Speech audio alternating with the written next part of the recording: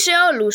Αυτό το αγόρι μην του λέτε ποτέ τραγικά πράγματα, γιατί με το παραμικρό δακρύζει. Όπως είπα, εκεί μπορεί να καταστραφεί. Δηλαδή, η Ευρώπη, μπορεί ο Τραμπ κάτι να κάνει.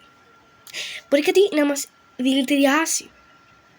Δεν το θέλετε, έτσι. Πιστέψτε με, δεν το θέλετε. Και παραμιλά αυτό το χωράκι. Ακούστε.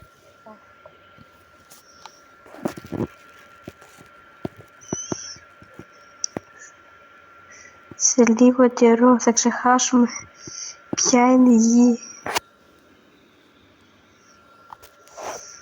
Αυτό. Όπως είπαμε. Τι είναι η γη? Και επίσης, όπως είπα, μπορεί να φάμε, πεθάνουμε από σεισμό. Γιατί είναι το σύμπαν. Ναι, κάποια στιγμή θα καταστραφούν.